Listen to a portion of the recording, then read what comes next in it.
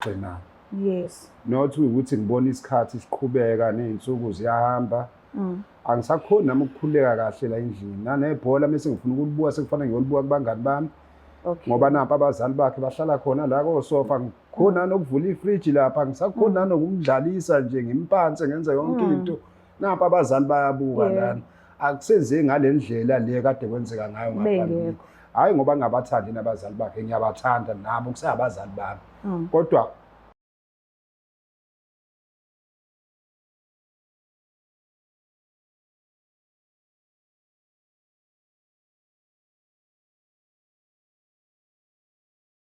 Ngiyanibingelela nonke ababukeli beBlack Life TV, uhlelo esilibiza ngokuthi Enough is Enough. Igama lami nguStufuza Dlangamandla Zulu. So-ke njengamanje sivakashelwe ubhoti nakanjani khona lento esimxinile kakhulu emphefumulweni wakhe afisayo ukuthi ilungiswe. So-ke asike sizwe singabe kuzokwenzeka yini ukuthi ilunge. Sabona njani? siyaphila sisu njani? Ngiyaphila nami. Ngicela ukwazi isibongo negama lendawo la usuka khona. Igama nguPhilani ngwaKaNdlovu, ngisuka kaNdengezi lapho engisuka khona. Ukhulele kwaNdengezi? Ngikhulele eRichmond Farm eNtuzuma. Oh, okay. Njengamanje sengiKaNdengezi. Oh, all right. Mhlambe ngabe umuzi wakho noma kusayisekhaya? No. Sekuwumuzi lapho sengikhona kaNdengezi manje ngithathe ngumuzi khona. Oh, okay. Cela ungifahlazele nje kancane ngempilo yakho sakhula, bekunjani ekhaya? Besinjani isimo? Nibangaki abantwana, wena ngowesingaki, ukhulele phansi kwesandla sabazali bebabili noma umzali oyedwa noma mhlawumbe beka umgogo nomkhulu? Ngikhule phakathi benginabo babili abazali kodwa kwahamba isikhathi badlula emhlabeni. Okay. Besiba u2 abafana, besingabafana siwu2 zalwa ubaba nomama. So njengamanje sengisele nobhuti wami kuphela. Umama nobaba abasekho. Oh, okay. So-ke cela ungichazele ukuthi ubekwa yini la ekhaya namhlanje, kwenzakalani? Why ubhalile kusho ethi Enough is Enough? Yini ekuhluphayo? Ngibhalele la kwishow because nginenkinga la umuntu engithandana naye uNondumiso. Siqala ukuthandana ngo2019 ngisahlala eRichmond Farm. Yes. Lapho engifike ngahlala khona kwawumjondolo bengikade ngihlala kona. So wayeseqhamuka neplan ukuthi asithengeni umuzi, sathola indawo lapho kaNdengezi sathenga khona umuzi. So inkinga esenginayo manje usevele walanda abazali bakhe wabaletha khona la, ngisakwazi ukukhuleka mina ngendlela kufanele ngabe ngikhuleka ngayo. Oh, okay. Nishadile noNdumiso? Yebo, shadile. Oh, okay. So-ke mebalanda yini menza ukuthi angahlali nawe phansi akucela ukuthi nivumelane noba u2 ngokuthi kuze abazali bakhe okay, abazali benu but esadini lakhe la nihlala khona? Kumina bafika kuwabantu abavakashile bevakashela amaholide kaDisemba. Okay. Manje ngiyabona isikhathi siyaqhubeka manje abaphindele emuva na akasho lutho kumina ukuthi bazohamba nini la. Iyona nami into engixaka kakhulu le ethiwa ngibhalele khona la ekhaya. Labe bekade besuka khona bani? Bashiye bani? Ingathi bakhona osisi bakhe. Okay. Ngingazi kobhuti bakhe ukuthi bakuphi lapha bakhona kodwa washo wathi unabo ubhuti. Mhlambe awukwazi uzwe nje ngandlebe yenye ukuthi mhlambe bebengahleli kahle lapha lebe besuka khona? Ukuthi izinto eziningi uyangifihlela zona, ezinye zazo angizazi kahle. Ingakho ngifuna ukuthi naye ezoyikhulumela naye ngesingaye khona ngizoyazi inkinga lapha ekhona. Yini edala ukuthi afihle? Kanti hayi ukuthi kanti emshadweni yonke into ibekwa phezulu kwetafula, kukhulunyiswana, emekuvunyelwana kube nalezo ivumelano, nilungisa izinto mhlawumbe ezingenzeka ukuthi ziniphethe kabuhlungu kunina noba uthi why kufanele nibe neyimfihlo? Kwenzeka kanjani? Into engiyibukayo ngaye ngaso sonke isikhathi yonke into hlezi ezitshela ukuthi yonke into i-right noma ingekho right. Okay. Shuthi yena ukubona ku-right lento akayenzayo. Yeah, okay, sixhumanile naye and ngicabanga ukuza ukhona. So ngicela ungivumele ngimlande khona sokwazi ukukhulumisana kahle sonke. Ngingajabula kakhulu. Ngiyabonga, ngiyacela usondezelene.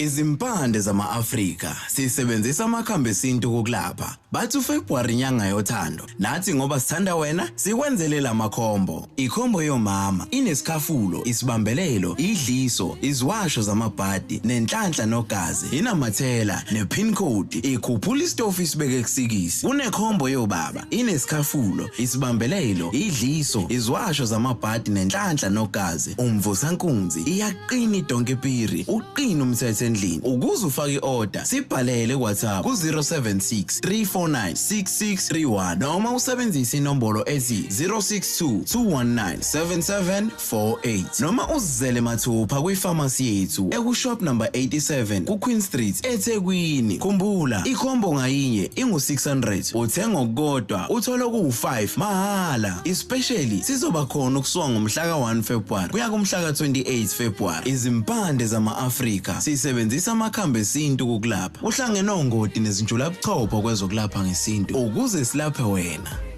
Siphinde sinamukele futhi babukeli bayo iBlack Life TV kuhlelo esibiza ngokuthi Enough is Enough. So-ke udadewethu uvumile ukuthi abe nathi and ngiyathemba ukuthi masikhulumisana sizozwana siphumela sesi-right. Kodwa-ke sike sizwe ukuthi ngabe kuzogcina kwenzekeni. Sabona njani? Yebo, ngiyaphila sisingane. Ngiyaphila nami. Uma bani? Igama nguNondomise Sibongo Mlinga. Mninga? Mlinga. Malinga? Mlinga. Milinga? Yes. IsiZulu? Yes, isiZulu. Oh, okay. Ukuphi emakhaya? Amakhaya ami asemthwalume sesila ngiqhamuka khona ngokuzalwa. Wakhulela khona? Yebo. Oh, all right. So ubaba uNdlovu ungitshelile ukuthi njengamanje ngihlala kaNdengezi. Uthendengezi, right? Yebo kaNdengezi. Okay. So-ke ubhalile ubaba uNdlovu kwishow ethi Enough is Enough. Akekho right. Ufile ngazo zikhona izinto efanele nikhulume, ezinye uzibone sezenzeka ekubeni ahlala ngaphansi navumelana ngazo. So ngicela umlalele umuze ukuthi ubizeleni la ekhaya namhlanje. Ngiyabonga. Ngicela sikhulumisane naye. Sabona mama njani? Ngiyaphila njani? Siyaphila mama.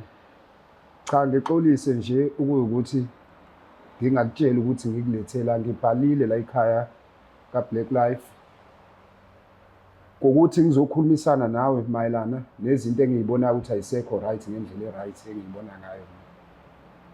Ngesimo sabazali bakho labo balandile beza lapha esihlala khona lapha kaNdengezi. Olokho abalanda ngoDisemba namanje abakagoduki. Iyona inkinga enginayo le ngifuna ukubuza kweni ukuthi bahamba nini kanti baphindela nini ekhaya. Uyakwazi lokho ukukhuluma ngakho? Yebo, ngiyakwazi, ngiyiqiniso. Okay. So ngicela ungicacisele, mina angazi ngangingekho, angizazi ivumelwano zenu, but ngicela ukwazi nje ukuthi ekuzeni kwabo ubaba uNdlovu wayazi yini navumelana nini ukuthi abazali bazoze ekhaya. Okay.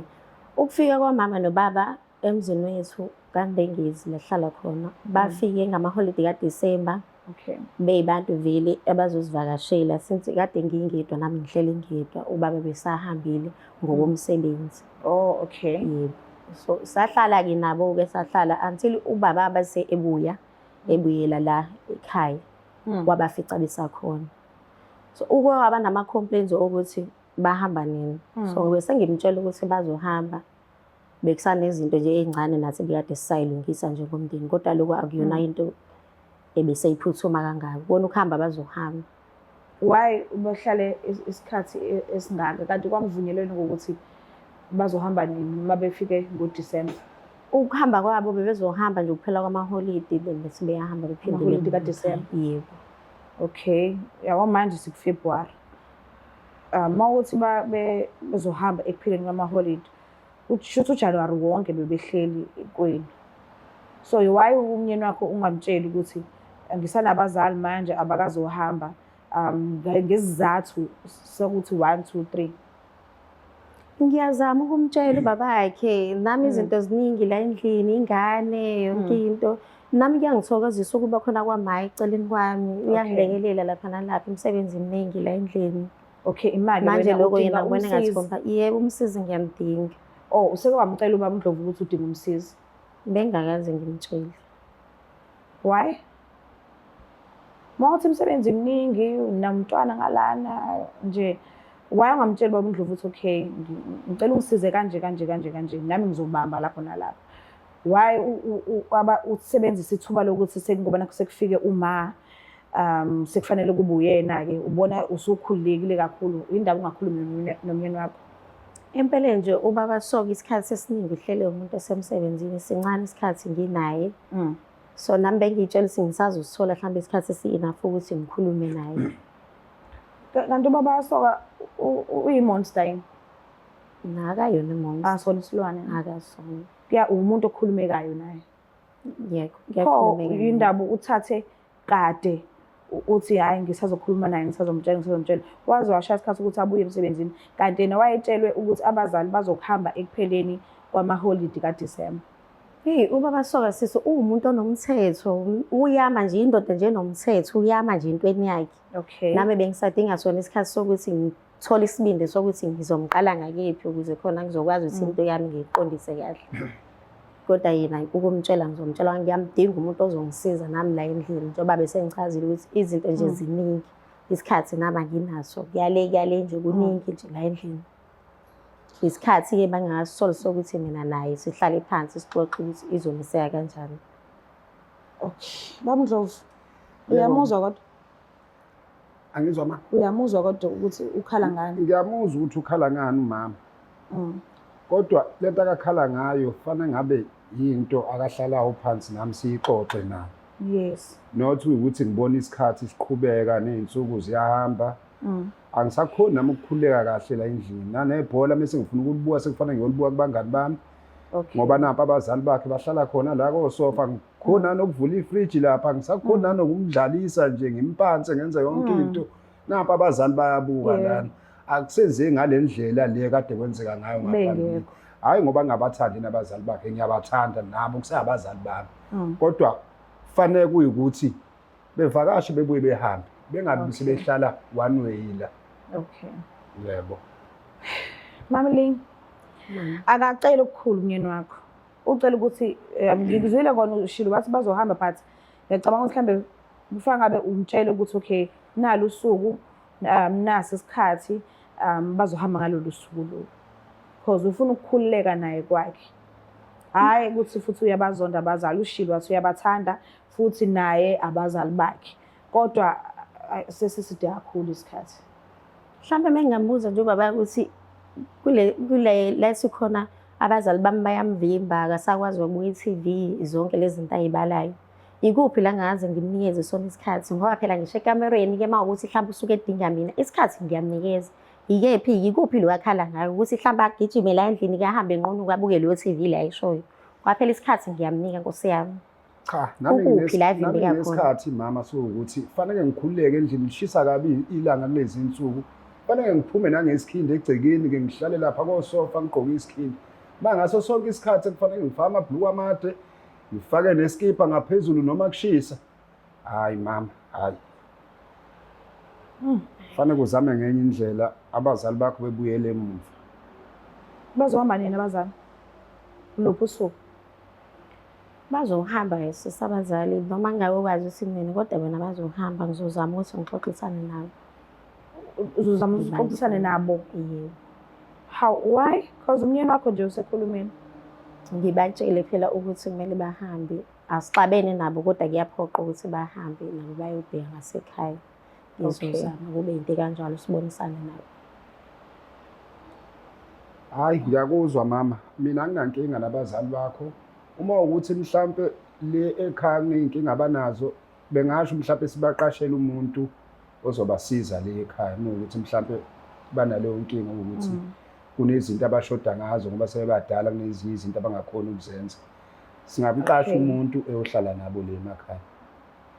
Oh okay. Uzwile ngisho? Ngiyezwakala. So niku-right ke lokho ukuthi akutholele umuntu.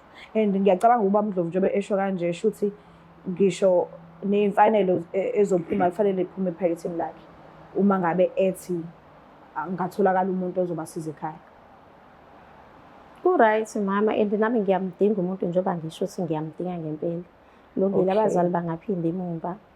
As long yena ezokwenza iqiniso nje kumina ukuthi ngempela nami umuntu ozongisiza ngiyamthola. Bangahamba abazali ke naye bese ekhululeka kakhona ukwenza ngendlela adenza ngayo emzini wakhe. but akusona yini isilonda kuwena, akwenzekanga isilonda ukuthi ungaze ubizwe ukuthi kuzohlalwa kanje kuzoxoxwa ngabazali. Inhliziyo yayibili yini? Eqinisweni nje nami bengisakujabulela ukuthi ngibe nabazali bami, kodwa-ke ekugcineni umyeni wami ngishadile naye, izinto kumele sizenze ngendlela efanele. Mawukuthi naye akekho happy ukuthi abazali sebevala leya ndawo yokuthi naye azizwe ejabulile njengomuntu emzini wakhe, kumele sivumelane ngento eyodwa, ilungile bangahamba inkinga. Okay, ngiyabonga kakhulu indlela omamukela ngayo umyeni wakho nendlela obonisa ukumhlonipha ngayo. But-ke inkinga yethu thina abantu besifazane sinakho ukuthi into sivume ngaleso sikhathi idlule. Kuthi mase kuhambeni kwey'nsuku kube khona elinye iphutha elenzekayo, sibuyise leya nto leya ukuthi uyakhumbula nasekuqaleni wena wenza ukuthi kanjani, so ngiyakucela. Kube ukuthi le ndaba siyiqeda la, ungaphinde nhlobo uyibuyise. Hhayi, and ukuchazile ukuthi abazali hhayi ukuthi akabathandi sisi, uyabathanda kodwa ucela ukukhululeka naye. So ngiyakucela whenever kuba khona enye iquery eyenzekalayo ngokulandelayo, ungayibuyisi ku-conversation yenu. Yes, and njengoba ethi uyazinikela nje ekuthenini ngingafuni umuntu, ngicabanga ukuthi uyena lowo muntu ozokwazi ukuthi amkhokhele enze ngendlela akufanele ngabe wenza ngayo emakhaya asize abazali. So ngiyabonga kakhulu Bamdlovu, angazi noma wenelisekile yini ngendlela enikhulume ngayo. Hayi, ngiyaneliseka mina ngendlela esikhuluma ngayo sinomama lana, ngiyambona ukuthi wehlile, uright. And mama, ngiyacela ukuthi ngoba sikhuluma nawe la, lento le iphelele la, singafiki mase sifike endlini bese kuyoqala umsindo ukuthi ngikuthathile mina ngakuletha la kuma-show ini, cha. Ngicela nje ukuthi lento iphelele la mama. Isicelo. ngiyezwa. Okay, ngiyabonga kakhulu, but-ke ningaqhathwa yilutho, ushilo usizwa sabazali bayahamba. So ngicela ukuthi isithembiso dadewethu usifeze, abazali bahambe babuye bavakashe futhi ngelinye ilanga kodwa basheshe bahambe futhi because niyabathanda abazali benu babili. But-ke ngiyabonga isikhathi sakho, ngiyabonga ukuthi uzile, ngiyabonga nje ukuthi usihloniphile wasilalela ukuthi sifisa ukuthini kuwena, ungasidinelwa-ke. Ngiyabonga. Bukela bekhaya, ngiyathanda uyabo mina ngazi uthando kufanele lihambe phambili kubantu abashadile, and uthando liveza ukuthi lizala isineke, liphinde lizale nemfudumalo, liphinde lizale uzwano. So if nishadile anikwazi ukukhulumisana, umuntu adonsa abhekele nomunye adonsa abhekele, anizokwazi ukuthi nixazulule kahle iy'nkinga nisuke ninazo ngaleso sikhathi because nomunye usuke efuna ukudlonga, nomunye usuke efuna ukudlonga. So inkinga nenkinga onayo, hlala phansi ukhulumisana nopartner wakho. Uma ubona ukuthi ngathi akakuzwa, uphume uzame usizo kubantu ongenzeka ukuthi bangakwazi ukuthi abalaleleke bona-ke, niqhubeke nempilo, not ukuthi umlahle. Mekuthandwana nje akudutshwana, akulahlwana, mawubhekile nomunye abhekele, kufanele nenze into eyodwa because nomuntu munye. So ngicela ukuthi ungakhohlwa ukusubscribe, like, ushare, ngiyithanda kakhulu. Bye. It's the Black Life TV.